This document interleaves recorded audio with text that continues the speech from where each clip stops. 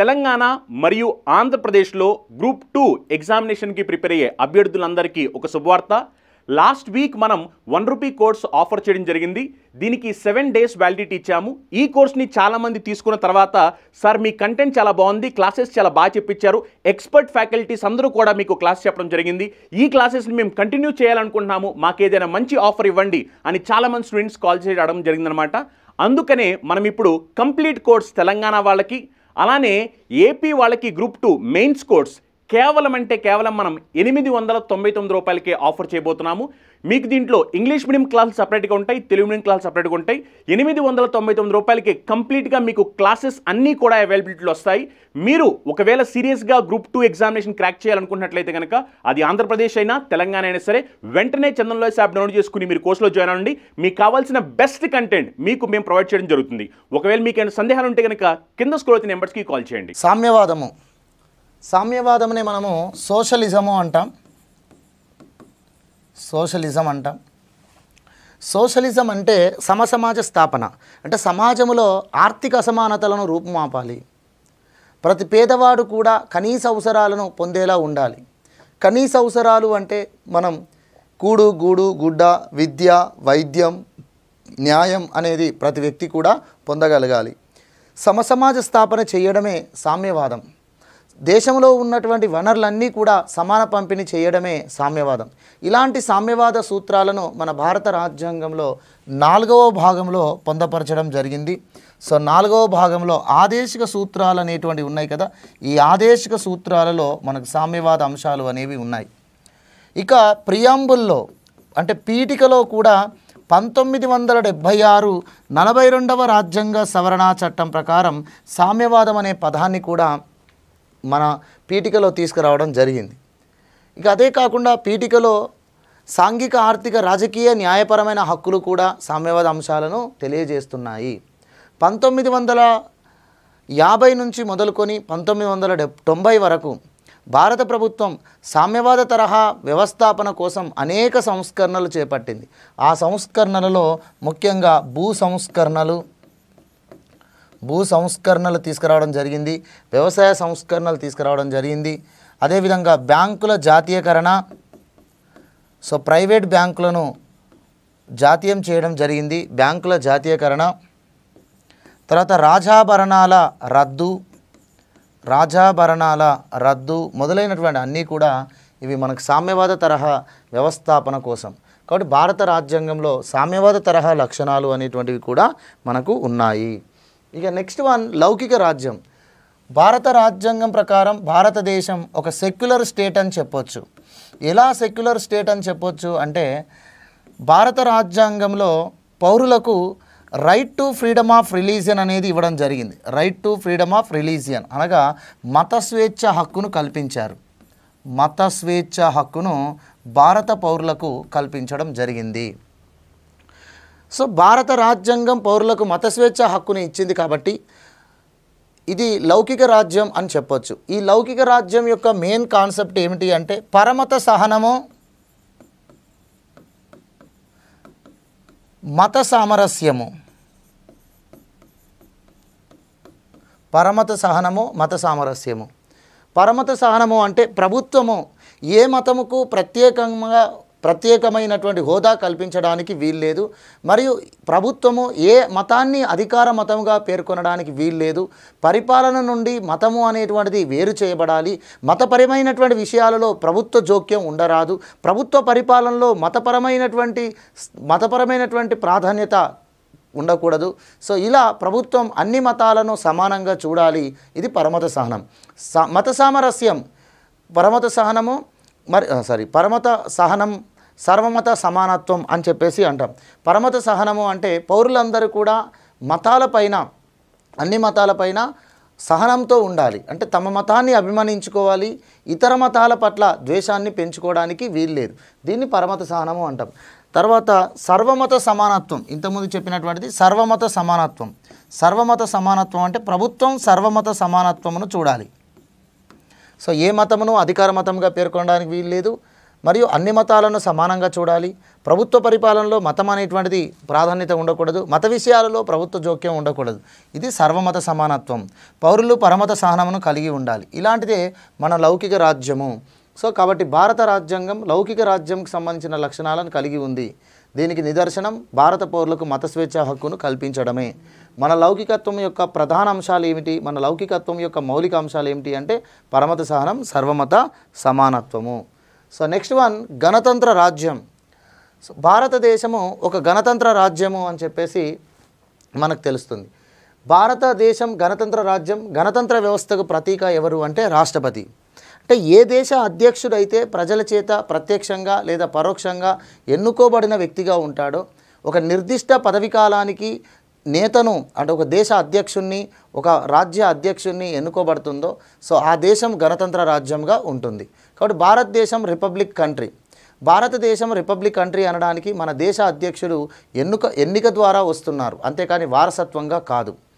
జనవరి 26వ తేదీని మనం రిపబ్లిక్ డేగా జరుపుకుంటాం. ఎందుకంటే భారత రాష్ట్రపతిగా ఎన్నికైన వ్యక్తిగా భారత రాష్ట్రపతిగా డాక్టర్ బాబు రాజేంద్ర ప్రసాద్ 1950 జనవరి 26వ తేదీన బాధ్యతలు చేపట్టారు. ఆ రోజున ప్రపంచ దేశాల సరసన భారతదేశం ఒక గణతంత్ర దేశంగా అవతరించడం జరిగింది. కాబట్టి భారత గణతంత్ర వ్యవస్థకు ప్రతీక ఎవరు అంటే మన రాష్ట్రపతిని పేర్కొంటాం. అయితే భారతదేశంలో గణతంత్ర రాజ్యాలు అనేటువంటిది దేశమే కాకుండా స్థానిక సంస్థలు కూడా గణతంత్ర రాజ్యాలు. వాటిని మనం లిటిల్ రిపబ్లిక్స్ అని చెప్పేసి అంటాం. కావున ఇప్పుడు భారతదేశంలో మనకు 3 అంచెలలో ప్రభుత్వాలు కనబడతాయి. 3 టైర్ గవర్నమెంట్స్ అనేటువంటివి మనకు ఉన్నాయి. 3 అంచెలలో ప్రభుత్వాలు అనేటువంటివి ఉంటాయి. ఈ 3 అంచెల ప్రభుత్వాలలో కేంద్ర ప్రభుత్వం,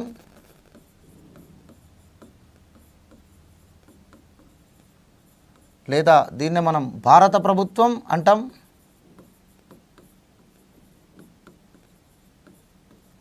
రెండవది రాష్ట్ర ప్రభుత్వం,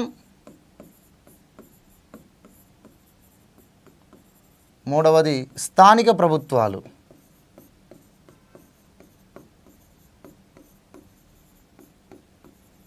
స్థానిక ప్రభుత్వాలు భారతదేశంలో ఇక్కడ 3 అంచెల్లో ఉన్న ఈ ప్రభుత్వాలలో భారత ప్రభుత్వము గణతంత్ర రాజ్యం.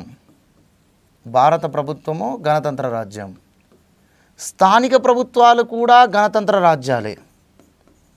స్థానిక ప్రభుత్వాలు కూడా గణతంత్ర రాజ్యాలే. అందుకని వీటిని లిటిల్ రిపబ్లిక్స్ అంటాం, చిన్న గణతంత్ర రాజ్యాలు అంటాం. రాష్ట్ర ప్రభుత్వాలు మాత్రం గణతంత్ర రాజ్యాలు కాదు.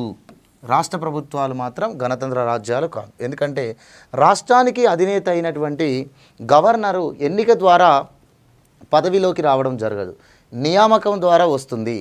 రాష్ట్రపతి గవర్నర్ను నియమించడం జరుగుతుంది. కాబట్టి నియామక పదవి అయినా వారసత్వం ద్వారా పదవి చేపట్టినా అది మన గణతంత్ర రాజ్యంగా అనిపించుకోదు. కాబట్టి రాష్ట్రాలు గణతంత్ర రాజ్యాలు కాదు. భారత ప్రభుత్వం మరియు స్థానిక ప్రభుత్వాలు మాత్రమే గణతంత్ర రాజ్యాలు. సో మనకి ఎగ్జామ్లో కూడా ఈ విధంగా మనకు క్వశ్చన్ అడగవచ్చు. ఏమని, ఈ క్రింది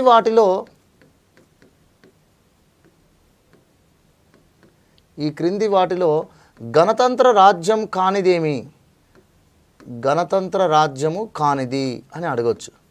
అడిగి ఆప్షన్ ఏ కేంద్ర ప్రభుత్వం,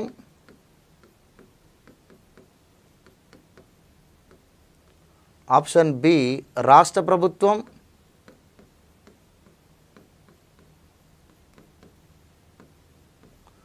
ఆప్షన్ సి స్థానిక ప్రభుత్వము,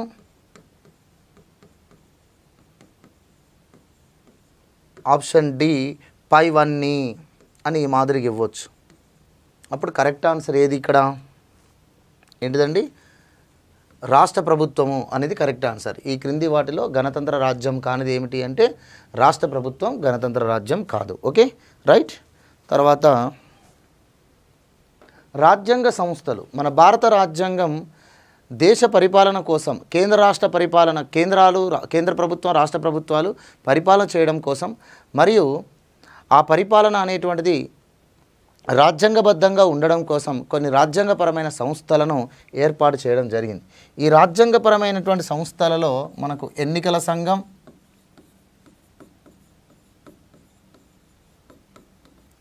అదేవిధంగా ఆర్థిక సంఘం, పబ్లిక్ సర్వీస్ కమిషన్స్, కాగ్ మరియు న్యాయస్థానాలు ఇలా రాజ్యాంగపరమైనటువంటి సంస్థలు అనేటువంటివి ఉన్నాయి. ఇవి తమ విధులను స్వతంత్రంగా నిర్వర్తిస్తాయి. సో దీనివల్ల పరిపాలన అనేటువంటిది రాజ్యాంగబద్ధంగా ఉండేలా ఈ సంస్థలు అనేటువంటివి కృషి చేయడం జరుగుతున్నాయి. ఎన్నికల సంఘం, కేంద్ర ఎన్నికల సంఘం, రాష్ట్ర ఎన్నికల సంఘం. సో భారత ఎన్నికల సంఘం అంటాం, కేంద్ర ఎన్నికల సంఘంని. కేంద్ర ఎన్నికల సంఘం రాష్ట్రపతి, ఉపరాష్ట్రపతి, పార్లమెంటు, శాసనసభ, శాసన మండలి ఎన్నికలు నిర్వహిస్తుంది. ఈ ఎన్నికల నిర్వహణలో స్వతంత్రంగా వ్యవహరిస్తుంది. అదేవిధంగా రాష్ట్ర ఎన్నికల సంఘం రాష్ట్రంలో రాష్ట్ర ప్రభుత్వం యొక్క ఆజమాయిషీ లేకుండా స్థానిక సంస్థల ఎన్నికలను స్వతంత్రంగా నిర్వహిస్తుంది. ఇక ఆర్థిక సంఘం కేంద్రానికి రాష్ట్రాలకు మధ్య రాజ్యాంగబద్ధంగా ఆర్థిక వనరుల పంపిణీ కోసం, రాష్ట్రాలకు స్థానిక సంస్థలకు మధ్య ఆర్థిక వనరుల పంపిణీ కోసం కేంద్ర ఆర్థిక సంఘం, రాష్ట్ర ఆర్థిక సంఘాలు ఉంటాయి. Public service commission. సో ప్రభుత్వ వ్యవస్థలో ఉద్యోగులను నియామకం అనేటువంటిది నిస్వార్థంగా, నిష్పక్షపాతంగా, పారదర్శకంగా ఉండడం కోసం సెంట్రల్ పబ్లిక్ సర్వీస్ కమిషన్, దాన్ని మనం యూపీఎస్సీ అంటున్నాం. మరియు ప్రతి రాష్ట్రానికి రాష్ట్ర పబ్లిక్ సర్వీస్ కమిషన్స్ అనేవి ఉన్నాయి. ఇలా మన ప్రభుత్వ వ్యవస్థలో ఉద్యోగ వ్యవస్థ అనేది క్రియాశీలకంగా ఉండే విధంగా ఈ పబ్లిక్ సర్వీస్ కమిషన్స్ ఉన్నాయి. కాగ్ కేంద్ర ప్రభుత్వం రాష్ట్ర ప్రభుత్వాల యొక్క ఆదాయ వ్యయాల పైన ఆడిట్ చేస్తూ రాజ్యాంగబద్ధంగా ప్రభుత్వాలు రాజ్యాంగబద్ధంగా పనిచేసేలా చేస్తున్నదే కాగ్. తర్వాత న్యాయస్థానాలు పూర్తి స్వతంత్ర ప్రతిపత్తి కలిగినటువంటిగా ఉంటాయి. అవి కేంద్ర ప్రభుత్వాలు, రాష్ట్ర ప్రభుత్వాలు రాజ్యాంగ విరుద్ధంగా ఏమైనా చేసినప్పుడు వాటికి ఆదేశాలు జారీ చేసే అధికారం కూడా కలిగి ఉన్నాయి. ఓకే, సో ఈ రకంగా మనకు భారత రాజ్యాంగం యొక్క ప్రత్యేకతలో రాజ్యాంగ సంస్థల యొక్క పాత్ర అనేటువంటిది కూడా మనకు కనిపిస్తుంది. నెక్స్ట్ అత్యవసర అధికారాలు. Very very important. భారత రాజ్యాంగం ఈ అత్యవసర అధికారాలను భారత రాజ్యాంగంలో జర్మనీ రాజ్యాంగం నుండి స్వీకరించడం జరిగింది. మన రాజ్యాంగ సభ వాళ్ళు, మన రాజ్యాంగ సభ అత్యవసర అధికారాలను, అత్యవసర పరిస్థితులను జర్మనీ రాజ్యాంగం నుండి తీసుకుంది. ఈ అత్యవసర అధికారాలలో మనకు 3 రకాలుగా ఉన్నాయి. జాతీయ అత్యవసర పరిస్థితి,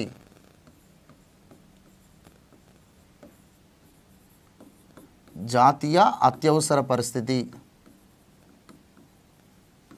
352 ఆర్టికల్.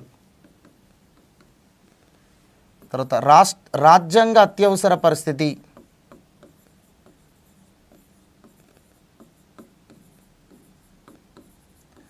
రాజ్యాంగ అత్యవసర పరిస్థితి 356 ఆర్టికల్. ఆర్థిక అత్యవసర పరిస్థితి,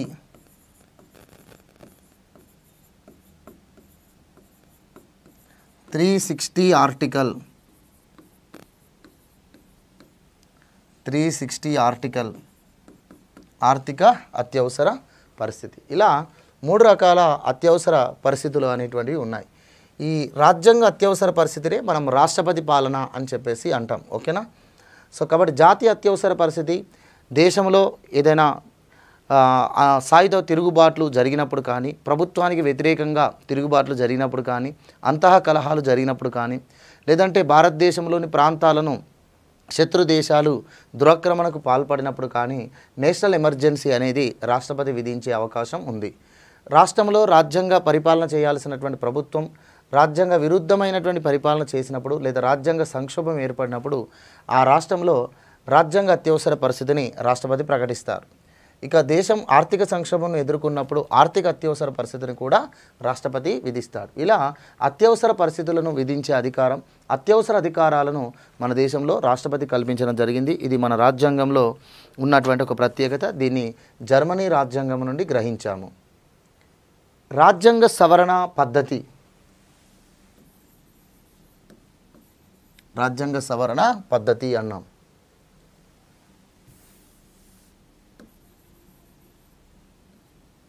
రాజ్యాంగ సవరణ పద్ధతి అంటే కాన్స్టిట్యూషనల్ అమెండ్మెంట్ అని అంటున్నాం. ఈ రాజ్యాంగ సవరణ పద్ధతి అనేది మనం సౌత్ ఆఫ్రికా రాజ్యాంగం నుంచి గ్రహించామండి. సౌత్ ఆఫ్రికా రాజ్యాంగం నుండి గ్రహించాం. సో రాజ్యాంగాన్ని సవరించే అధికారం అనేది మన భారత రాజ్యాంగం ప్రకారం పార్లమెంటుకు ఉంది. పార్లమెంటు కలదు. పార్లమెంటు 368 ఆర్టికల్ ప్రకారం రాజ్యాంగాన్ని సవరించే అధికారమును కలిగి ఉంది. అయితే రాజ్యాంగ సవరణ పద్ధతులు మాత్రం మొత్తం 3 రకాలుగా ఉన్నాయి. రాజ్యాంగ సవరణ పద్ధతులు 3 పద్ధతులు ఉన్నాయి. ఈ 3 పద్ధతుల గురించి మనము ఇంతకుముందే చెప్పుకున్నాం. సాధారణ మెజారిటీ పద్ధతి అనేది ఒకటి, సాధారణ మెజారిటీ పద్ధతి అనేది ఒకటి, రెండవది ప్రత్యేక మెజారిటీ పద్ధతి, ప్రత్యేక మెజారిటీ పద్ధతి, మూడవది ద్విపక్ష ప్రత్యేక మెజారిటీ పద్ధతి. ద్విపక్ష ప్రత్యేక మెజారిటీ పద్ధతి అని చెప్పేసి 3 రకాలుగా ఉన్నాయి మనకు. ఓకే, సాధారణ మెజారిటీ పద్ధతి అనగా చట్టం చేసినంత ఈజీగా పార్లమెంటు రాజ్యాంగంలోని కొన్ని అంశాలను సవరించడం. ప్రత్యేక మెజారిటీ పద్ధతి అంటే రాజ్యాంగంలో కొన్ని అంశాలను పార్లమెంటు 2/3 మెజారిటీతో ఆమోదించి సవరించడం. మరియు ద్విపక్ష ప్రత్యేక మెజారిటీ పద్ధతి అంటే రాజ్యాంగంలో కొన్ని అంశాలను సవరించాలి అంటే పార్లమెంటు 2/3 మెజారిటీతో పాటుగా దేశంలోని అట్లీస్ట్ 50% శాసనసభల యొక్క ఆమోదం కూడా తప్పనిసరి. ఈ రకంగా 3 పద్ధతుల్లో రాజ్యాంగాన్ని సవరించే అధికారం పార్లమెంటుకు ఉంది. సాధారణంగా రాజ్యాంగం సవరణ అనేటువంటిది తప్పనిసరి.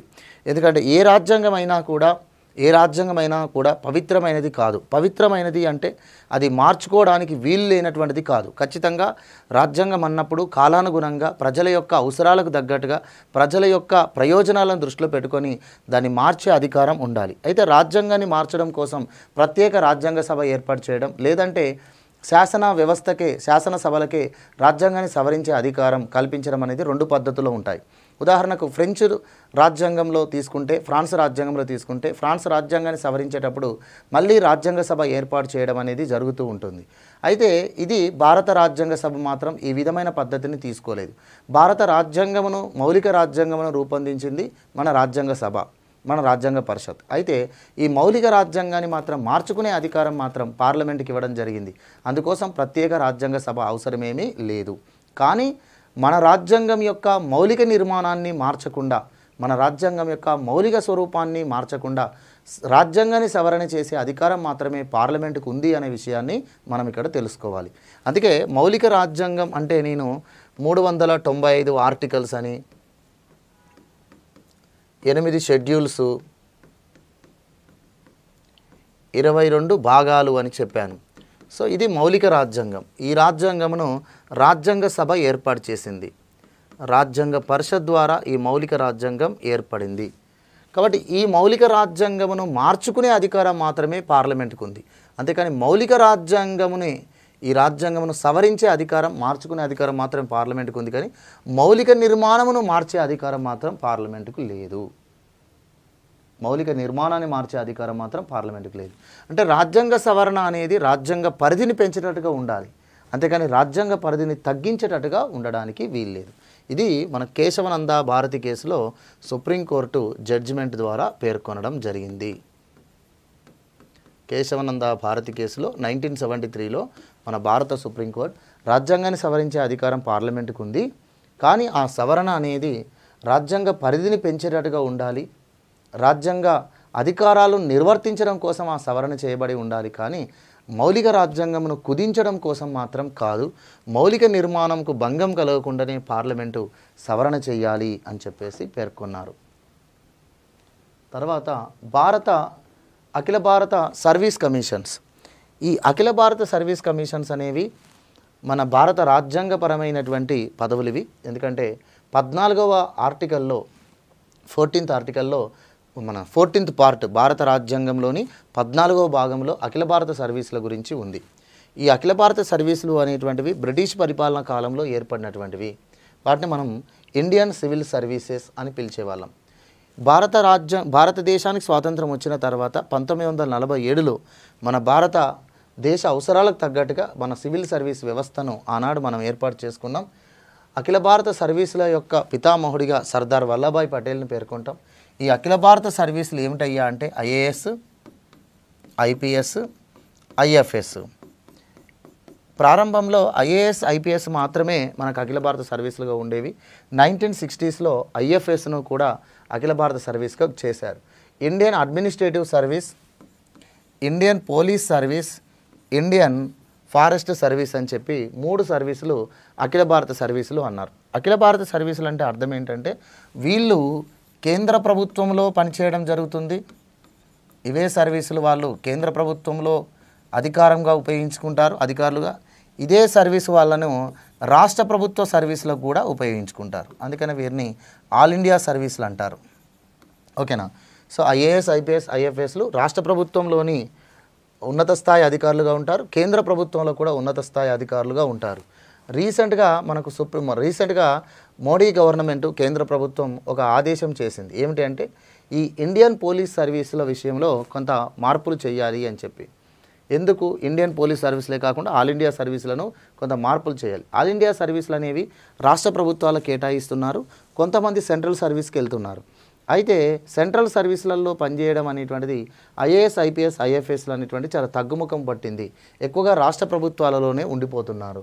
దానివల్ల రేపు కేంద్ర పరిపాలనలో సమస్యలు రావచ్చు, కేంద్ర పాలనా సామర్థ్యం పైన అది ప్రభావం పడవచ్చు. అందుకని రాష్ట్రాలకు కేటాయించిన ఐఏఎస్, ఐపీఎస్, ఐఎఫ్ఎస్లను కొంతమందిని కేంద్ర ప్రభుత్వం అవసరం అనుకుంటే తీసుకునే అవకాశం ఉంటుంది అని చెప్పేసి ఈ మధ్యకాలంలోనే మనకు నరేంద్ర మోడీ గవర్నమెంట్ ఒక అనౌన్స్మెంట్ అనేది చేయడం జరిగింది. ఏదేమైనప్పటికీ అఖిల భారత సర్వీసులు అనేటువంటివి రాజ్యాంగపరమైనటువంటి సర్వీసులు, ఇవి రాజ్యాంగబద్ధమైనటువంటి సర్వీసులు. 14వ భాగంలో రాజ్యాంగంలోని 14వ భాగంలో 308 నుండి 314 వరకు ఆర్టికల్స్ ఈ అఖిల భారత సర్వీసుల గురించి పేర్కొనడం జరుగుతుంది. ఇవి బ్రిటిష్ వారి కాలంలో ఏర్పాటు చేయబడిన సర్వీసులను కొద్దిగా మార్చుకొని మనం అఖిల భారత సర్వీసులుగా తీసుకున్నాం. తర్వాత ఎన్నికల యంత్రాంగం. సో భారతదేశంలో ఎన్నికలు అనేటువంటివి చాలా కీలకంగా ఉన్నాయి. ఎందుకంటే ప్రజాస్వామ్య వ్యవస్థకు ఏదైనా ఎన్నికలే ప్రాతిపాదిక, ప్రజాస్వామ్య వ్యవస్థకు ఎన్నికలే ప్రాతిపాదిక. అయితే ఈ ఎన్నికలు అనేటువంటివి నిష్పక్షపాతంగా జరగాలి, స్వేచ్ఛా వాతావరణంలో జరగాలి. స్వేచ్ఛా వాతావరణంలో నిష్పక్షపాతంగా ఈ ఎన్నికలు జరగాలి.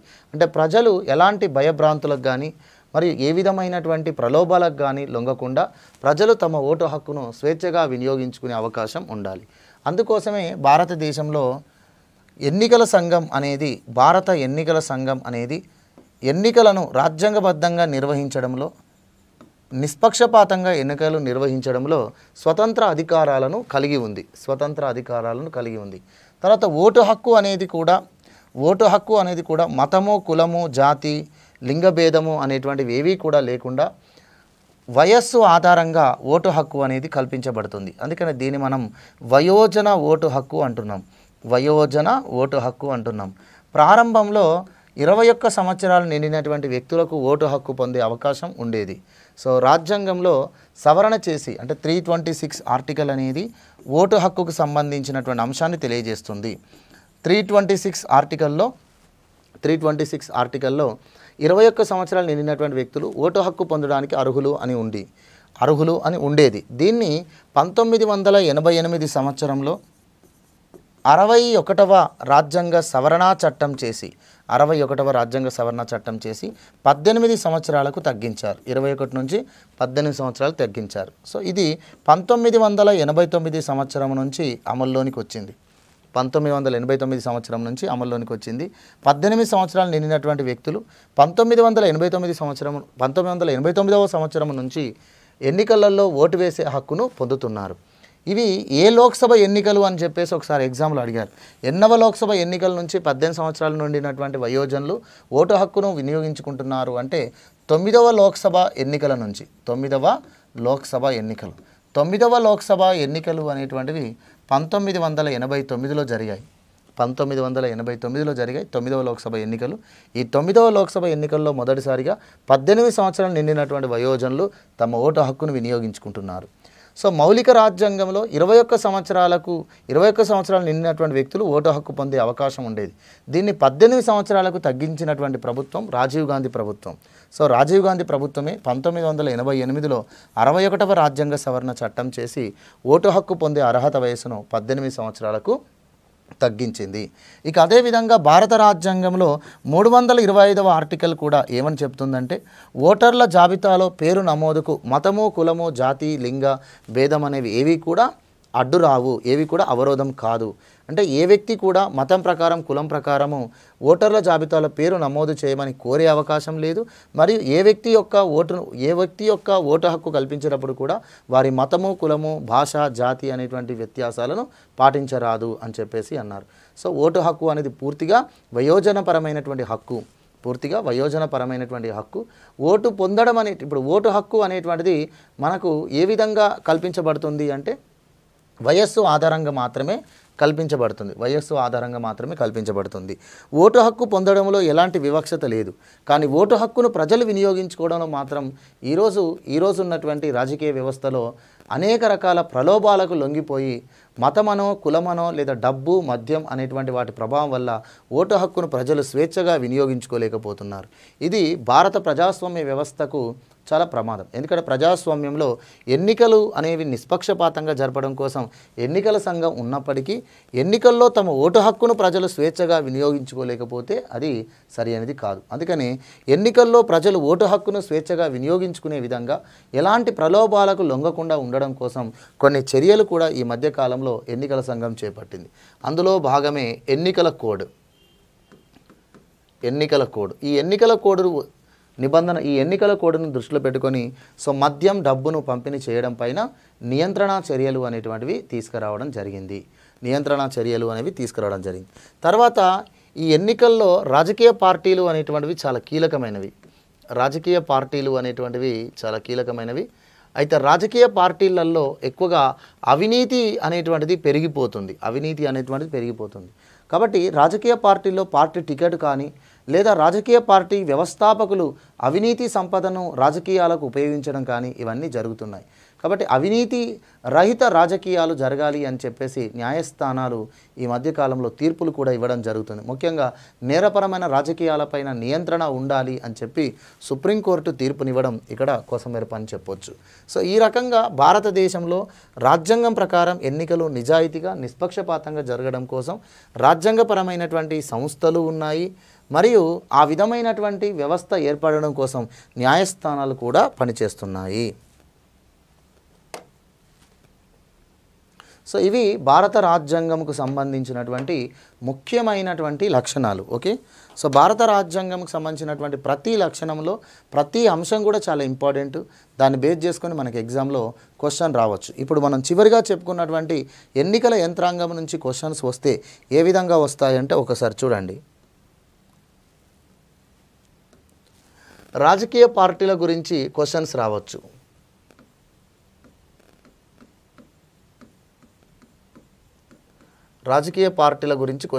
ఏమని? రాజకీయ పార్టీలు ఏ విధమైనవి అని. ఆప్షన్ ఏ, ఇవి రాజ్యాంగపరమైన సంస్థలు.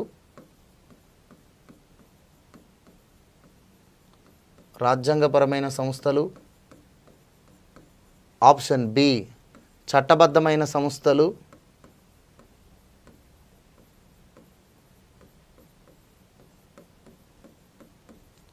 Option C,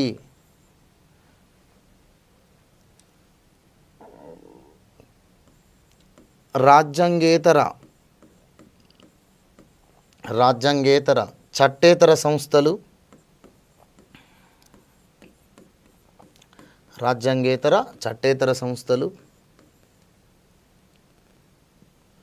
none of the above అని చెప్పి ఇలా ఇచ్చాడు అనుకోండి. అప్పుడు ఏది ఆన్సర్? రాజకీయ పార్టీలు అనేటువంటివి భారతదేశంలో ఏ విధమైనవి? రాజకీయ పార్టీలు ఏంటి? రాజకీయ పార్టీలు ఒక రాజ్యాంగపరమైన సంస్థలా, లేదా చట్టబద్ధమైన సంస్థలా, లేదా రాజ్యాంగేతర చట్టేతర సంస్థలా? నన్ ఆఫ్ ది ఎబో అంటున్నారు. చూడండి, రాజకీయ పార్టీలు రాజ్యాంగపరమైన సంస్థలు కాదు. ఎందుకు కాదు అంటే రాజకీయ పార్టీల గురించి రాజ్యాంగంలో ఎక్కడా మెన్షన్ చేయలేదు. పార్టీ ఫిరాయింపుల నిషేధ చట్టంలో భాగంగా 10వ షెడ్యూల్లో పొలిటికల్ పార్టీ అనే పదం ఉపయోగించారు తప్ప పొలిటికల్ పార్టీస్ అనేవి ఉంటాయి, వాటి యొక్క విధి విధానాలు ఇవి, పొలిటికల్ పార్టీ నిర్మాణం ఇది అని చెప్పి రాజ్యాంగంలో పేర్కొనలేదు. కాబట్టి పొలిటికల్ పార్టీస్ అనేటువంటివి పూర్తిగా రాజ్యాంగేతర సంస్థలే, అవి రాజ్యాంగపరమైన సంస్థలు కాదు. కానీ పొలిటికల్ పార్టీ ఏర్పాటు చేసుకునే హక్కు, పొలిటికల్ పార్టీలో చేరే హక్కు మాత్రం రాజ్యాంగపరమైన హక్కు. ఎలా అంటే 19 క్లాస్ 1C ఆర్టికల్ ప్రకారం 19 క్లాస్ 1C ఆర్టికల్ ప్రకారం పౌరులు ఏ పొలిటికల్ పార్టీలోనైనా ఏర్పాటు చేసుకునే హక్కును కలిగి ఉన్నారు, ఏ పొలిటికల్ పార్టీలోనైనా మారే స్వేచ్ఛను కలిగి ఉన్నారు. కానీ పొలిటికల్ పార్టీస్ మాత్రం రాజ్యాంగపరమైనటువంటి పార్టీస్, రాజ్యాంగపరమైన సంస్థలు మాత్రం కాదు. ఇవి ప్యూర్లీ చట్టబద్ధమైన సంస్థలు. ఎందుకంటే 1951 ప్రజా ప్రాతినిధ్య చట్టం అనేది ఉంది. 1951 ప్రజా ప్రాతినిధ్య చట్టం అని పార్లమెంట్ చేసింది. ఈ ప్రజా ప్రాతినిధ్య చట్టం పార్లమెంట్ చేసినటువంటి ఈ ప్రజా ప్రాతినిధ్య చట్టం ప్రకారం రాజకీయ పార్టీలు విధి విధానాలు అనేవి పేర్కొనబడ్డాయి. రాజకీయ పార్టీ ఏర్పాటు చేసుకున్నప్పుడు ఆ రాజకీయ పార్టీలు ఎన్నికలలో పోటీ చేయాలి అంటే, రాజకీయ పార్టీలు ఎన్నికల్లో పాల్గొనాలి అంటే, తమ అభ్యర్థులను ఎన్నికల్లో పోటీలో నిలబెట్టాలి అంటే, మరియు ఆ పార్టీకి ఒక ప్రత్యేకమైనటువంటి గుర్తింపు మరియు అభ్యర్థులకు గుర్తింపు అనేటువంటిది, అభ్యర్థులకు అంటే ఎన్నికల గుర్తు అనేటువంటిది ఇవన్నీ రావాలి అంటే ఖచ్చితంగా ఎన్నికల సంఘంకు అధికారం ఉంటుంది. భారత ఎన్నికల సంఘం లేదా కేంద్ర ఎన్నికల సంఘం ఈ ప్రజా ప్రాతినిధ్య చట్టం ప్రకారం రాజకీయ పార్టీలకు ఎన్నికల గుర్తులను, రాజకీయ పార్టీ గుర్తులను కేటాయిస్తుంది. అంతేకాకుండా రాజకీయ పార్టీ ప్రాంతీయ పార్టీ లేదా జాతీయ పార్టీ అనే గుర్తింపు కూడా కేంద్ర ఎన్నికల సంఘమే ఇస్తుంది. అది కూడా ప్రజా ప్రాతినిధ్య చట్టంలో ఉన్నటువంటి నియమాల ప్రకారమే. కాబట్టి ముమ్మాటికి రాజకీయ పార్టీలు చట్టబద్ధమైన సంస్థలు, రాజ్యాంగపరమైన సంస్థలు కాదు. కానీ రాజకీయ పార్టీలను ఏర్పాటు చేసుకునే హక్కు, ఏ రాజకీయ పార్టీలోనైనా చేరే స్వేచ్ఛా హక్కు మాత్రం ప్రాథమిక హక్కు. ఓకేనా? అదేవిధంగా మరొక అంశం ఇక్కడ, రైట్ టు ఓట్ అనేటువంటిది ఏ విధమైనది? రైట్ టు ఓట్ అనేది ఏంటి? ఓటు హక్కు అనేది ఏ విధమైనది అని చెప్పి మనకి ఎగ్జామ్లో అడగొచ్చు. ఓటు హక్కు అనేది ఏ విధమైన హక్కు? ఆప్షన్ ఏ రాజ్యాంగపరమైన హక్కు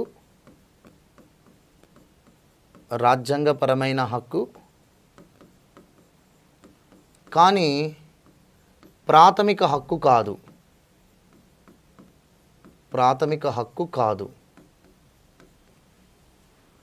బి రాజ్యాంగపరమైన హక్కు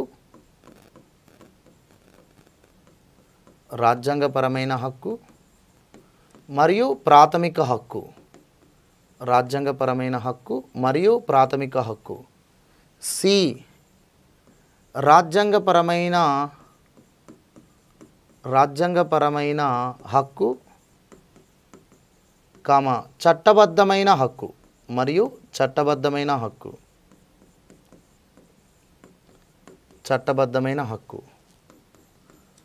ప్రాథమిక హక్కు మరియు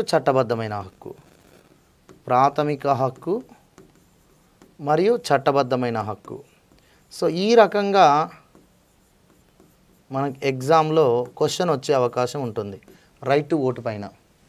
చూడండి, రైట్ టు ఓట్ అనేటువంటిది ఏ విధమైనది, ఓటు హక్కు అనేది ఏ విధమైనది. ఇప్పుడు ఓటు హక్కు అనేది, రైట్ టు ఓట్ అనేది మనకు 326 ఆర్టికల్ అనేది పేర్కొంటుంది కదా. 18 సంవత్సరాలు నిండినటువంటి వయోజనులు ఓటు హక్కు పొందడానికి అర్హులు అని చెప్పి రాజ్యాంగంలో 326 ఆర్టికల్లో పేర్కొన్నారు. కాబట్టి ఇక్కడ మనకి ఏమని చెప్పొచ్చు, ఇది రాజ్యాంగపరమైన హక్కు అని చెప్పొచ్చు. ఎందుకంటే రాజ్యాంగం ద్వారానే ఈ ఓటు హక్కు అనేది కల్పించబడుతుంది. కానీ ఇది ప్రాథమిక హక్కు కాదు. ఎందుకు కాదు అంటే, మనకు ప్రాథమిక హక్కుల గురించి 14 నుంచి 32 వరకు ఆర్టికల్స్ ఉన్నాయి. ఎక్కడైనా ఓటు హక్కుకు సంబంధించింది వచ్చిందా? రాలేదు. కాబట్టి ప్రాథమిక హక్కులలో లేదు. 326 ఆర్టికల్ అనేది ప్రాథమిక హక్కుల్లో పేర్కొనలేదు, దీన్ని సపరేట్గా ఉంది కదా. కాబట్టి ఓటు హక్కు రాజ్యాంగపరమైన హక్కు కానీ ప్రాథమిక హక్కు కాదు.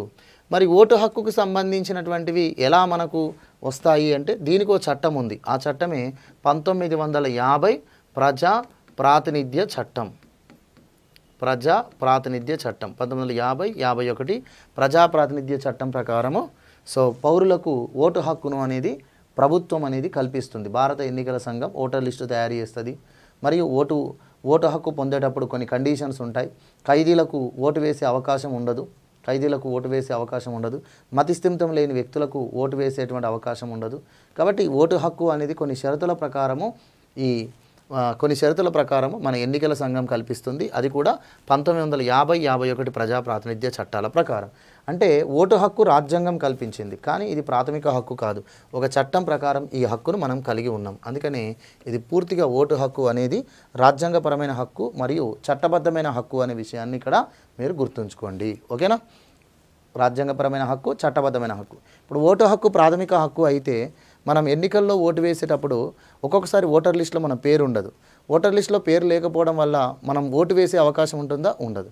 ఎందుకంటే ప్రజా ప్రాతినిధ్య చట్టం ప్రకారం ఓటర్ లిస్టును ప్రిపేర్ చేయడం జరుగుతుంది. ఈ ఓటర్ లిస్టును ప్రిపేర్ చేసేటప్పుడు ఎవరైనా ఓటర్ల యొక్క పేరు లేకపోయి ఉంటే వాళ్ళు ఓటర్ లిస్టు ప్రిపేర్ కావడానికంటే ముందే క్లెయిమ్ చేసుకోవాల్సి ఉంటుంది. ఎందుకంటే ప్రతిసారి శాసనసభ, లోక్సభ సాధారణ ఎన్నికల సమయంలో ఎన్నికల సంఘం అనౌన్స్మెంట్ చేస్తుంది. ఒక్కసారి మీరు ఓటర్ లిస్టును చూసుకోండి, మీ పేరును చూసుకోండి, ఒకవేళ ఓటర్ లిస్టులో మీ పేరు లేకపోతే మీరు క్లెయిమ్ చేసుకోండి అని చెప్పేసి అంటుంది. ఎన్రోల్ చేసుకోవడానికి క్లెయిమ్ చేసుకోండి అంటారు. కానీ అది ఒకవేళ మనం చూసుకోకపోవడం వల్ల ఓటర్ లిస్టులో ఒక్కొక్కసారి మన పేరు లేకపోవడం వల్ల ఎన్నికల్లో ఓటు వేసే అవకాశం కోల్పోవడం జరుగుతుంది.